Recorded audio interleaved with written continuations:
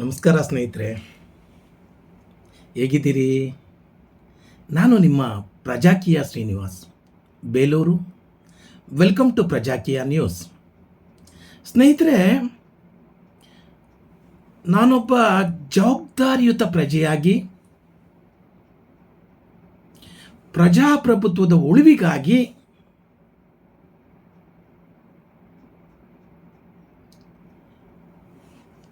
ಏನಾದರೂ ಮಾಡಬೇಕು ಅಂತ ಒಂದು ಘನ ಉದ್ದೇಶದಿಂದ ಈ ಯೂಟ್ಯೂಬ್ ಚಾನಲನ್ನು ಪ್ರಾರಂಭ ಮಾಡಿದ್ದೀನಿ. ಅದರಿಂದ ಪ್ರಜ್ಞಾವಂತರು, ವಿದ್ಯಾವಂತರು, ಬುದ್ಧಿವಂತರು, ವಿಚಾರವಂತರಾದ ನಾನು ನೀವು ಸೇರಿ ಏನಾದರೂ ಒಂದು ಒಳ್ಳೆ ಕೆಲಸ ಮಾಡೋಣ. ಪ್ರಜಾಪ್ರಭುತ್ವವನ್ನು ಉಳಿಸ್ಬೇಕು ಅಂತಂದರೆ, ರಾಜಪ್ರಭುತ್ವವನ್ನು ನಾಶ ಮಾಡಬೇಕು ಅಂದರೆ ನಾವೆಲ್ಲರೂ ಸಹಿತ ಏನಾದರೂ ಮಾಡಬೇಕು. ಅದಕ್ಕಾಗಿ ಯೂಟ್ಯೂಬ್ ಮಾಡಿದ್ದೀನಿ. ಅದರಿಂದ ದಯಮಾಡಿ ನನ್ನ ಯೂಟ್ಯೂಬ್ ಚಾನಲ್ಗೆ ಸಬ್ಸ್ಕ್ರೈಬ್ ಆಗಿ, ಹಾಗೂ ಈ ವಿಡಿಯೋವನ್ನು ಸಂಪೂರ್ಣವಾಗಿ ನೋಡಿ, ಹಾಗೂ ನಿಮ್ಮ ಎಲ್ಲ ವಿಚಾರವಂತ ಸ್ನೇಹಿತರಿಗೆ ಈ ವಿಡಿಯೋವನ್ನು ಶೇರ್ ಮಾಡಿ. ಸ್ನೇಹಿತರೆ, ಇವತ್ತು ಒಂದು ಗಂಭೀರವಾದಂಥ ವಿಚಾರ ನಮ್ಮ ತಾಲೂಕಲ್ಲಿ. ಏನಪ್ಪ ಅಂತಂದರೆ, ಆನೆಗಳ ಹಾವಳಿ. ಬೇಲೂರು ತಾಲೂಕು ಬಿಕ್ಕೋಡ್ ಸುತ್ತಮುತ್ತ 45ರಿಂದ 49 ಆನೆಗಳು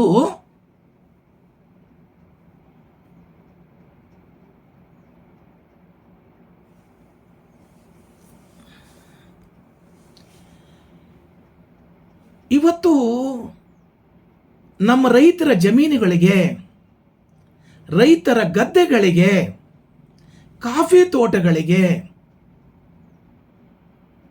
ಹಾಗೂ ಮನೆ ಮುಂದೆನೆ ಬಂದು ಸರ್ವನಾಶ ಮಾಡ್ತಾ ಇದ್ದಾವೆ.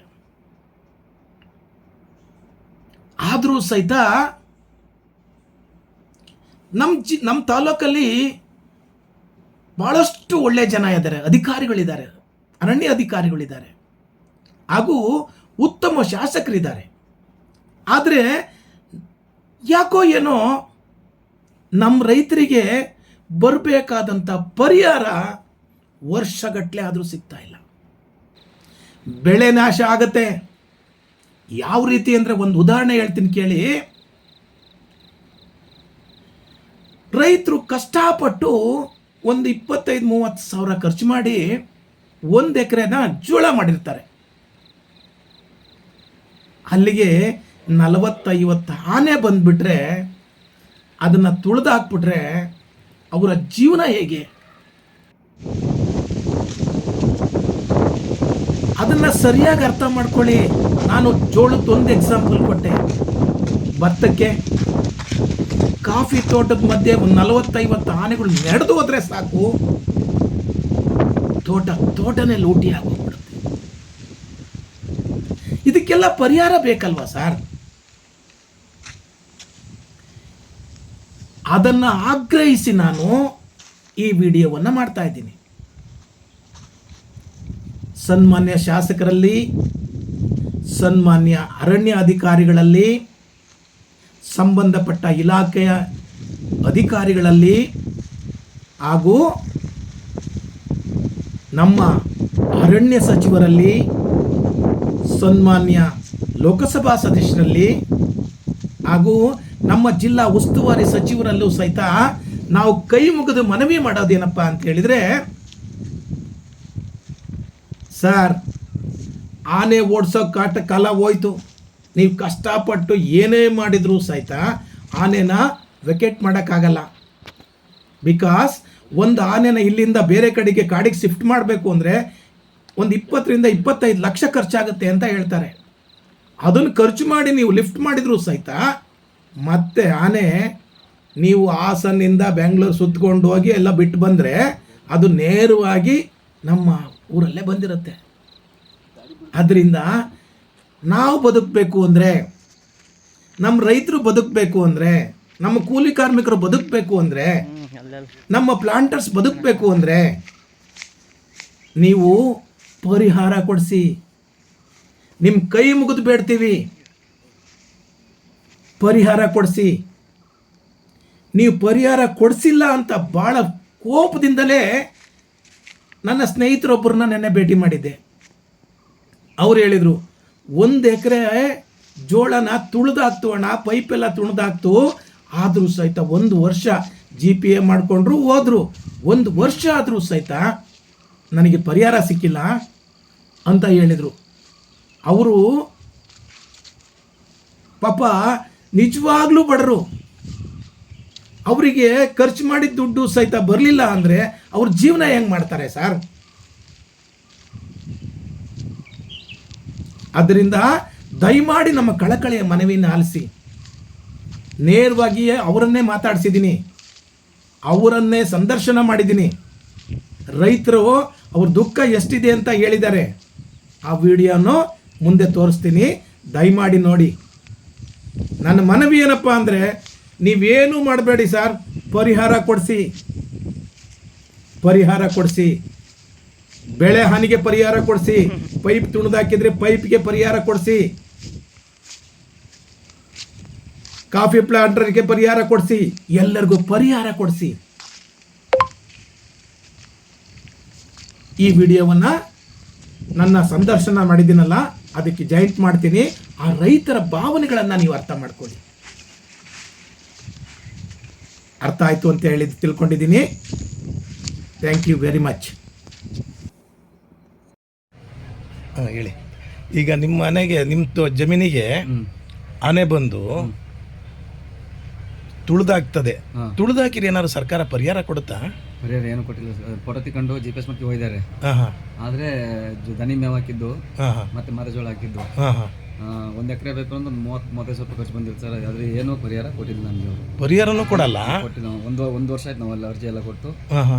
ಹಂಗಾರೆ ಈಗ ನೆನ್ನೆ ಇವತ್ತು ತುಣಿದಾಕಿರೋಕ್ಕೆಲ್ಲ ಎಷ್ಟು ಕೊಡ್ತಾರೆ? ಏನು ಕೊಡಲ್ಲ. ಎಲ್ಲ ಫೋಟೋ ತಗೊಂಡು ಹೋಗ್ತಾರೆ. ಆದರೆ ನಾವು ಬಂದಿರೋರು ಭಾರಿ ಕಮ್ಮಿ. ಬಂದಿರೋರಿಗೆ ಕಮ್ಮಿ. ಬಂದಿರೋ ಒಬ್ರು ಬಂದಿರೋದು ಕೇಳಿಲ್ಲ ನಾನು ಇಲ್ಲಿವರೆಗೂ ಒಬ್ರಿಗೂ ಬಂದಿಲ್ಲ. 1 ವರ್ಷ ಆಯ್ತು ನಮ್ಮನ್ನು ತುಳಿದು ಹಾಕಿ ಎಲ್ಲ. ಆಮೇಲೆ ಎಷ್ಟು ಹಾನಿದಾವೆ ಸರ್? ಹೆಚ್ಚು ಕಮ್ಮಿ ಹೋದ ವರ್ಷ ಒಂದು 25 ಬಂದಿದ್ದು. ಈ ಸರಿಯ ಬಿಕೋಡ್ ಸುತ್ತಲ್ಲ 40 ಬಂದಿರೋ ಅಂದ್ರೆ ನಮ್ಗೆ ಕೋಗಿ ಮನೆ ಸುತ್ತ ಬಂದಿಲ್ಲ. ಆದರೆ ಒಂದು ಬಂದು ಹೋಯ್ತು, ನಮ್ಮ ಸುಟ್ಟಿಗದೊಳಗೆ ಹೋಯ್ತು ಒಂದು. ಆದರೆ ಈ ಸರಿ ಏನು ಅಂತ ಅನಾಹುತ ಮಾಡಿಲ್ಲ. ಈಗ ಬರ್ತಾ ಒಟ್ಟಿಗೆ ನೀವು ಜೋಳ ಏನಾರು ಹಾಕಿರಿ ಗತಿ ಏನು? ಮತ್ತೆ ಆಗ್ತಿಲ್ಲ, ಜೋಳ ಆಗ್ತಿಲ್ಲ ನಮ್ಗೆ. ಈಗ ಜೋಳ ಹಾಕಂದ್ರೆ ಬಿಟ್ಟಿದ್ದೀವಿ. ಈಗ ಏನಿದ್ರು ದನಿಗೆ ರಾಗಿ ಚಿಲ್ಕಬೇಕಷ್ಟೇ, ಶುಂಠಿ ಗದ್ದಿಗೆಲ್ಲ ನಾವೀಗ. ಮತ್ತೆ ಆರ್ಥಿಕವಾಗಿ ಏನು ಮಾಡ್ತೀರಾ? ಮತ್ತೆ ಏನು ಮಾಡಕ್ ಆಗ್ತಾ ಇಲ್ಲ. ಇಲ್ಲ, ಬೇಸಿಗೆಯಲ್ಲಿ ಏನು ಬೆಳೆನೇ ಇಲ್ಲ, ನಿಮ್ದು ಏನು ಬೆಳೆಯಕ್ ಆಗ್ತಿಲ್ಲ. ದನಿ ಮೇವನೇ ಬಿಡ್ತಲ್ವಲ್ಲ ನಾವು. ದನಿ ಮೇವನೇ ಬಿಡಲ್ಲ. ಹಾಕಿದ್ದು ಮತ್ತೆ ಜೋಳ ಹಾಕಿದ್ದು ಮತ್ತೆ ಜೋಳವ ಅದನ್ನು ಬಿಡಲ್ಲ, ತುಳಿದಾಕಿ ಪೈಪ್ನೆಲ್ಲ ಹಾಳು ಮಾಡೋದು. ಚೂರಿ ಕಡೆ. ಹಂಗಾರೆ ನಿಮ್ದು ವಾಟೆ ಒಳಗೆ ಡ್ಯಾಮಿಗೆ ಬಂದ್ಬಿಟ್ರೆ ನಿಮ್ದು ಆರಾಮ ದಾಟ್ ಬಂದ್ಬಿಡ್ತಾ ನಿಮ್ಮ ಊರಿಗೆಲ್ಲ? ಒಂದು ಗಂಟೆ ಬರ್ತವೆ. ಅಯ್ಯಪ್ಪ, ಅಲ್ಲೇ ಪುತ್ತಮಲ್ಟಿ ಕಾಡಿತ್ತು ಒಂದು ಫಾರೆಸ್ಟ್, ಅಲ್ಲಿಂದ 1 ಕಿಲೋಮೀಟರ್ ಆತಷ್ಟೇ ಹೋಗಿ ಮನೆ ಸುತ್ತಮುತ್ತ. ಅಲ್ಲಿ ಬಂದು ನಮ್ಮ ಕೈಗೆಲ್ಲ ಬರ್ತವೆ. ಹಾಗಾದ್ರೆ 7 ಗಂಟೆ ಮೇಲೆ ನಾವು ಆಚೆಗೆ ಓಡಾಡಕ್ಕಾಗಲ್ಲ, ಅಷ್ಟು ಕಷ್ಟ ಆಗುತ್ತೆ. ಸಾಯಂಕಾಲ 7 ಗಂಟೆ ಮೇಲೆ ಓಡಾಡಂಗೆ ಇಲ್ಲ ಆಚೆಗೆ. ಮತ್ತೆ ಹೆಂಗ್ರಿ ಜೀವನ ಮಾಡೋದಿಲ್ಲಿ? ಏನು ಮಾಡಕ್ಕಾಗ್ತದೆ? ಏನು ಮಾಡಕ್ಕೆ, ಭತ್ತ ಬೆಳೆಯೋಕ್ಕೂ ಕಷ್ಟ. ಭತ್ತನೂ ಬಿಡ್ತಾವ ಇಲ್ವೋ ಗೊತ್ತಿಲ್ಲ ಸರಿ. ಅಲ್ಲ, ಭತ್ತನೂ ಮೊನ್ನೆ ನೋಡಿದೆ ನಾನು, ಒಂದು ವಿಡಿಯೋ ನೋಡ್ತಾ ಇದ್ರೆ ತಲೆ ಕೆಟ್ಟೋಗ್ಬಿಡುತ್ತೆ. 40-50 ಆನೆ ಬಂದ್ರು 1 ಎಕರೆ ಜಮೀನೊಳಗೆ ಭತ್ತತೆ ಕಾಲಿಟ್ರೆ ಸಾಕು. ಸ್ಟ್ಯಾಂಡ್ಗಳು ಬರೀ ಹೋದ್ರು ಸಾಕು, ಏನು ಉಳಿಯಕ್ಕೆ. ತಿನ್ನೋದಿರಲಿ, ಬರೀ ಹೋದ್ರು ಏನು ಉಳಿಯಕ್ಕೆ, ಬದ ಆಗಲಿ ಗದ್ದೆ ಆಗಲಿ ಏನು ಉಳಿಯಕ್ಕಲ್ಲ. ಅಲ್ಲ, ಗದ್ದೆನೇ ಉಳಿಯಲ್ಲ ಅಂತಂದ್ರೆ ಮತ್ತೆ ರೈತರ ಗತಿ ಏನು? ಗತಿ ಏನಿಲ್ಲ, ಏನು ಮಾಡೋದು? ಪರಿಹಾರ ಫೋಟೋ ತಗೊಂಡು ಹೋಗ್ತಾರೆ, GPS ಮಾಡ್ತಾರೆ. ಪರಿಹಾರ ಮಾತ್ರ ಏನು ಹೆಂಗ್ ಮಾಡ್ತಾರೆ, ಯಾರಿಗೆ ಮಾಡ್ತಾರೆ ಒಟ್ಟಿಗೆ ಏನು ಮಾಡಿಲ್ಲ. ಪರಿಹಾರನೂ ಕೊಡಲ್ಲ. ಮತ್ತೆ ಸರ್ಕಾರ ಏನು ಮಾಡ್ತಾ ಇದೆ? ಏನು ಮಾಡ್ತಾರೆ ಏನು ಕತೆ ಅವ್ರಿಗೆ ಗೊತ್ತು. ಪರಿಹಾರ ಒಟ್ಟಿಗೆ ಕಣ್ಣು ವರ್ಷ ಹೋಗ್ತಾರೆ ಅಷ್ಟೇ ನಮಗೆಲ್ಲ. ಸತ್ತರೆ ಮಾತ್ರ ಪರಿಹಾರ. ಸತ್ರು ಎಲ್ಲಿ ಈಗ 7 ಗಂಟೆ ಮೇಲೆ ಆಚೆ ಹೋಗಂಗಿಲ್ಲ ಅಂತಲ್ಲ. 7 ಗಂಟೆ ಮೇಲೆ ಆಚೆ ಹೋಗಂಗಿಲ್ಲ ಅಂತ, ಸಂಜೆ 6 ಗಂಟೆವರೆಗೂ ಹೋಗಂಗಿಲ್ಲ ಅಂತ ಹೇಳ್ತಾರೆ. ಬೆಳಿಗ್ಗೆ 6 ಗಂಟೆ ತನಕ ಹೊರಗಡೆ ಹೊರಂಗಿಲ್ಲ, ಸಂಜೆ 7 ಗಂಟೆ ಮೇಲೆ ಓಡಾಡಂಗಿಲ್ಲ ಅಂತ ಹೇಳ್ತಾರೆ. ಮತ್ತೆ ಕರೆಂಟ್ 7 ಗಂಟೆ ಮೇಲೆ ಕೊಟ್ಟರೆ ನೀರೈಸೋದು ಹೆಂಗೆ? ಏನು ಮಾಡೋದು ಗೊತ್ತಿಲ್ಲ. ಅಲ್ಲಲ್ಲ, ಈಗ ಕರೆಂಟ್ ಕೊಡೋದೇ 7 ಗಂಟೆ ಕೊಡ್ತೀವಿ, ನೈಟ್ ಕೊಡ್ತೀವಿ ಅಂತಾರಲ್ಲ. ಈಗ ಆನೆ ಕನಾಟಿಲಿ ಹೆಂಗ್ ಮಾಡ್ತೀರಿ ನೀವೆಲ್ಲ? ಏನು ಮಾಡೋಕ್ಕಾಗ್ತಲ್ಲ ನಮಗೆ, ಏನು ಮಾಡೋಕ್ಕಾಗ್ತಲ್ಲ. ಅಯ್ಯೋ ದೇವ್ರೆ. ನಿಯಂತ್ರಣ ಮಾಡಕ್ಕೆ ನಮ್ಮ ಕೈಲಿ ಆಗುತ್ತೆ ಅವ್ರಿಗೆ ಪರಿಸರ ಎಲ್ಲ ಪಟಾಕಿ ಹೊಡಿತಾರೆ ಹೋಗ್ತಾರೆ, ಹಾಂ ಹಾಂ. ಏನು ಓಡಿಸ್ತಿರ್ತಾರೆ, ಎಲ್ಲಿ ಹೋಗ್ತಾರೆ ಸರ್, ಹೋಗ್ತಾ ಇಲ್ಲ ನಾವು. ಪಾಪ ಫಾರೆಸ್ಟ್ನರ್ ಏನು ಮಾಡ್ತಾರೆ? ಬರ್ತಾರೆ, ಓಡಾಡ್ಬೇಡಿ ಅಂತ ಹೇಳೋ. ಎಷ್ಟು ಆನಿದೆ ಒಟ್ಟು ನಿಮ್ಮಲ್ಲಿ ಈಗ? ಈಗ ಒಂದು 40 ಬಂದಿದ್ದಾವೆ. 40 ಆನೆ ಇದೆ. ಹಿಡಿದ್ಮಳ್ಳಿ ಮತ್ತು ಬಿಕೋಡ್ ಕಂಪ್ನಿ ಎಸ್ಟೇಟಲ್ಲಿ ಬಂದಿದೆ ಇದ್ದಾವೆ. ಕಂಪನಿ ಎಸ್ಟೇಟಲ್ಲಿ ಆರಾಮಾಗಿ ಇದ್ಬಿಡ್ತವೆ, ನೈಟು ಹೊರಗಡೆ ಬರ್ತವೆ. ಜಡಿದ್ಮಳ್ಳಿ ಈಗ ಮೊನ್ನೆ ಜಡಿದ್ಮಳ್ಳಿ ಅಲ್ಲಿಗೆಲ್ಲ ಬಂದಿದ್ದಾವೆ. ಹಾಂ. ನಮ್ಮ ಕೋಗಿಮ ಸುತ್ತಲ್ಲ ಇನ್ನೇನು ಒಂದು 3 ಕಿಲೋಮೀಟರ್ ಅಷ್ಟೇ ದಾಟಿ ಇರೋದು. ಕಿಲೋಮೀಟರ್ ನಿಮ್ಮದು ಅದೇ ಹೊಟ್ಟೆವಳ್ಳೆ ಡ್ಯಾಮ್ ಇದೆಯಲ್ಲ, ಅದನ್ನ ದಾಟ್ಬಿಟ್ರೆ ಈ ಕಡೆಗೆ ನಿಮಗೆ ಯಾವಾಗ ಬರ್ತಾವೋ ಏನು ಮಾಡ್ತಾವೋ ಅಂತಲೇ ಗೊತ್ತಾಗಲ್ಲ. ದನ ಹೊಡ್ಕೋಬೇಕು ನಾವು 5 ಗಂಟೆ ಬಂದೇ ಬಿಡ್ಬೇಕು. ಅವೇನು ಒಂದು ಗಂಟೆ. ಅಲ್ಲ ರೈತರ ಜೀವನ ಹೆಂಗೆ ಮತ್ತೆ? ಏನು ಮಾಡೋದು ಹಾಂ. ರೈತರ ಜೀವನ ಅಂದರೆ ಇದೆ. ಅಲ್ಲಲ್ಲ ರೈತರು ಜೀವನ ಮಾಡೋದು ಹೆಂಗೆ? ಜೀವನ ಮಾಡೋಕೆ ಆಗ್ತಾಯಿಲ್ಲ. ಈ ಕಾಯಿ ಏನು ಮಾಡೋಕ್ಕಾಗ್ತಿಲ್ಲ, ಬೆಳೆ ಯಾರು ಹಂಗಲ್ಲ. ಬೇಸಿಗೆಯಲ್ಲಿ ಜೋಳ ಮಾಡಂಗಿಲ್ಲ. 4 ಗಿಡ ತುಂಬ್ಕೊ ಹೋದ್ರೆ ಹಂಗೆ ಪರವಾಗಿಲ್ಲ. ಬೇರೆ ಬೆಳೆ ಅಂತ ಏನು ಉಳಿತಿಲ್ಲ ಬಿಡಿ. ಅಯ್ಯೋ ದೇವ್ರೆ. ಜೋಳ ಬೆಳೆಯಕ್ಕೆ ಆಗ್ತಾ ಇಲ್ಲ, ಭತ್ತ ಬೆಳೆಯಕ್ಕೆ ಆಗ್ತಾ ಇಲ್ಲ. ಇನ್ನು ಕಾಫಿ ಹಣ್ಣು ಕೊಯ್ಯೋದು ಹೆಂಗೆ ಮಾಡ್ತಾರೆ ಜನ? ಕಷ್ಟ. ಹಾಂ. ಜನನೂ ಕೆಲ್ಸಕ್ಕೆ ಬರಲ್ಲ. ಆಮೇಲೆ ಜನ ಎಲ್ಲಿ ಬರ್ತಾರೆ? ಅದೆಲ್ಲ ಜೀವ ಇದೆಯಲ್ರಿ ಅವ್ರಿಗೂ. ಹಣ್ಣು ಕುಯ್ಬೇಕಾದ್ರೆ ಯಾವ್ದೋ ಗಮನ ಇರ್ತಾರೆ. ಅದೇ ಅದೇ ಕಾಣೋದೇ ಇಲ್ಲ, ಬರೋಕ್ಕಾಗಲ್ಲ. ಆನೆ ಅಂದ್ರೆ ಏನೋ ಹುಡುಗಾಟನ. ಈಗ ಹೆಂಗ್ ಮಾಡ್ತಾರೆ ರೈತರ ಪರಿಸ್ಥಿತಿ ಏನು? ಪರಿಸ್ಥಿತಿ ಅದೇ ಗತಿ ಆಯ್ತು. ಅಲ್ಲ ನಿಮ್ಮ ಜೀವನ ಹೆಂಗ್ ಮಾಡ್ತೀರಾ ಮತ್ತೆ ಇಲ್ಲೆಲ್ಲ? ಕಷ್ಟ ಸರ್. ಹಾಂ. ನಾವೇನು ಬೆಳೆ ಮಾಡಿಲ್ಲ, 1 ಎಕರೆ ಗದ್ದೆ ಮಾಡಿದ್ದೀವಿ ಈಗ. ಹಾಂ. 1 ಎಕರೆ ಮೊಟ್ಟೆ ಆಯಿತು. ಹಾಂ ಹಾಂ. ಅಲ್ಲ ಮತ್ತೆ ಹೆಂಗ್ ಜೀವನ ಮಾಡೋದು ಹೆಂಗೆ? ಅದೇ ಬೆಳೆ ಮಾಡೋಕ್ಕಾಗ್ತದೆ.